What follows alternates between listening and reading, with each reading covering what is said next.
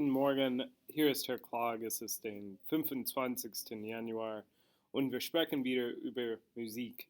I wanted to make this second part as quick and to the point as I can, just so you're not dying of boredom by the time you get to the end of this. This unit, as far as I've done it here at In Person, is fairly quick, informal, and really kind of takes the form of whatever the class group I'm working with wants it to. Some groups are really interested in hearing more and more works and talking about them. Others, we just identify the five main pieces and move on. This group we have been discussing a little bit. We have been listening to a little more than usual. For example, on Friday last week, we listened to most all of the Ninth Symphony by Beethoven. But the goal is for you to have an understanding of the different periods. And so if we talked previously about medieval, right? Renaissance. And then we develop in the Baroque period what we would start to really recognize as classical music.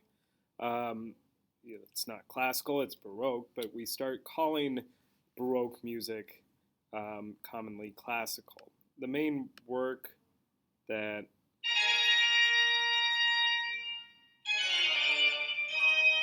I'm having students identify is this one.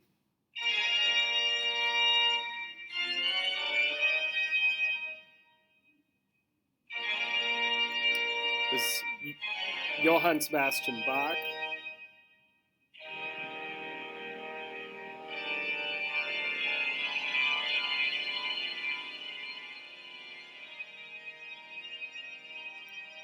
Toccata and Fugue in D minor.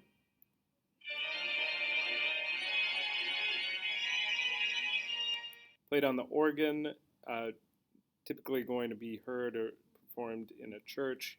That is significant about the Baroque. We still have a lot of sacred music, although we do see it start to become music becoming more secular, more for the purpose of everyday listening or just pure entertainment.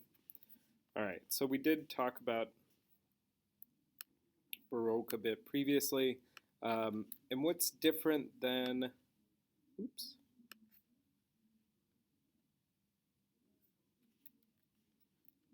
about this piece of music.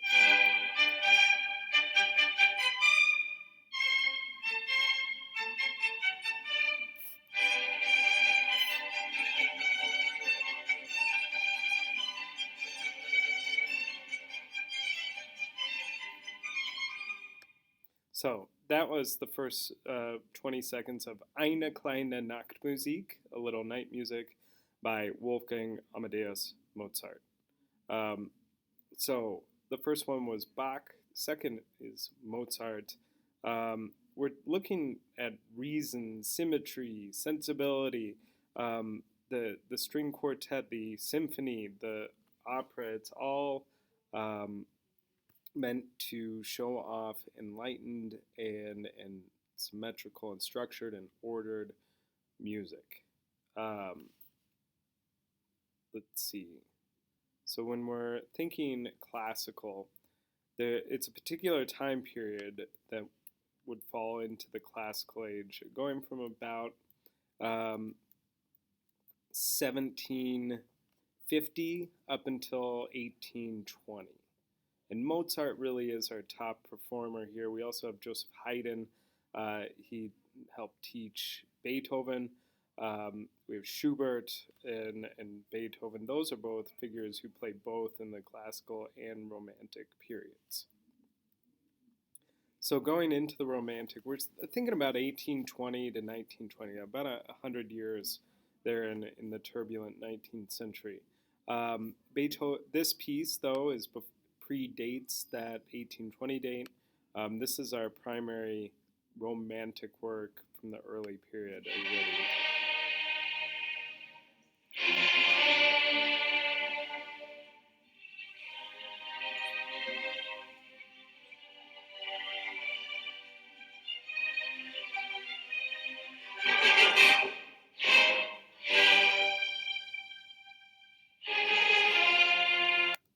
So again, that's 20 minutes, not minutes, 20 seconds from Beethoven's Fifth Symphony, the first movement. I tried to pick pieces and works and artists that are easily recognizable within a short amount of time, and that's one of the most recognizable opening movements of any symphony ever.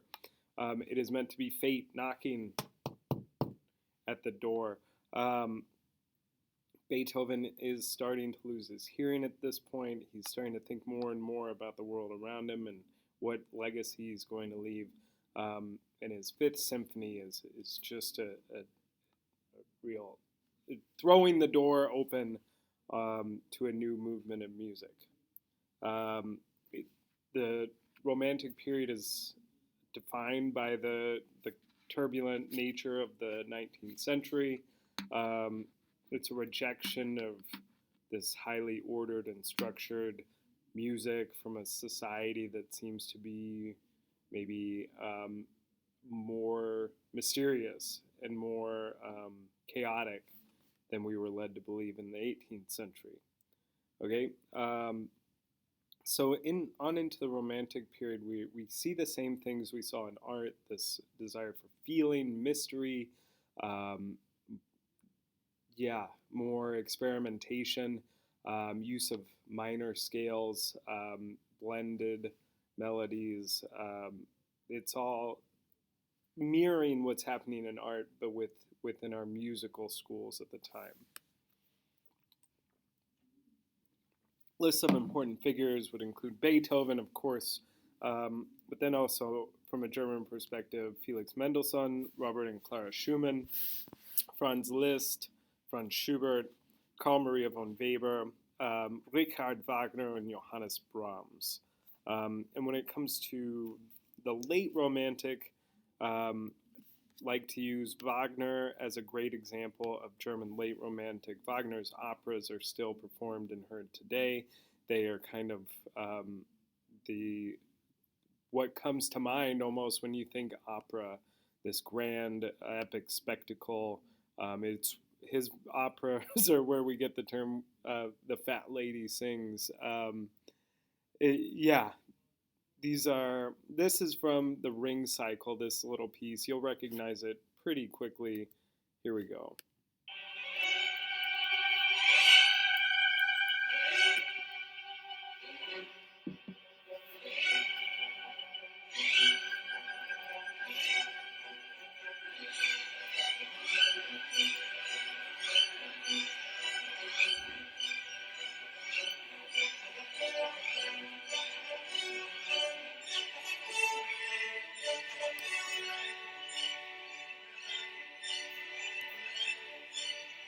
So that was Richard Wagner's first 30 seconds of Ride of the Valkyries, a late Romantic work released right around 1870. So that is the end of my slideshow, but there's one last piece from the late Romantic period I like to have students be able to identify, and it's one you've heard before. It's called the Blue Danube Waltz. It's by Johannes Strauss II, came out in 1867. And the most recognizable part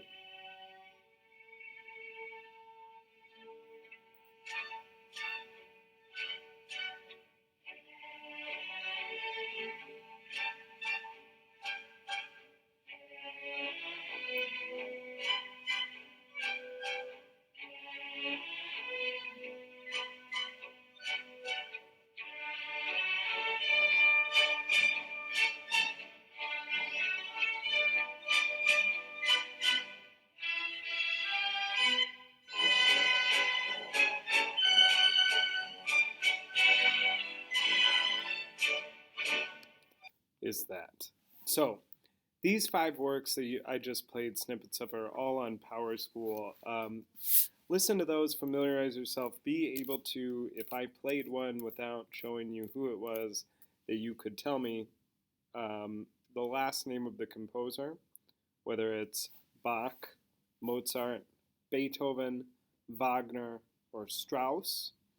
And roughly what order those would go in. So which is earliest, which is latest. Um, Let me check the date on Wagner's Ride of the Valkyries.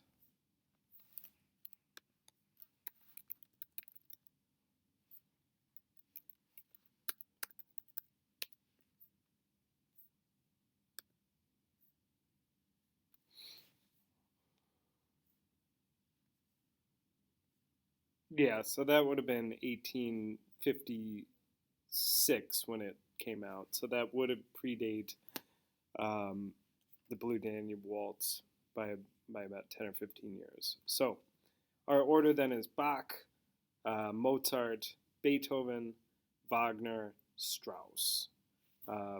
And what I see us doing is playing these over Zoom next week, the 2nd of February.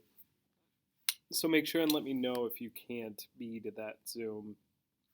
Um, I'll basically have you write them down as we hear them and then show me what you have written once you're done and see if you're getting it.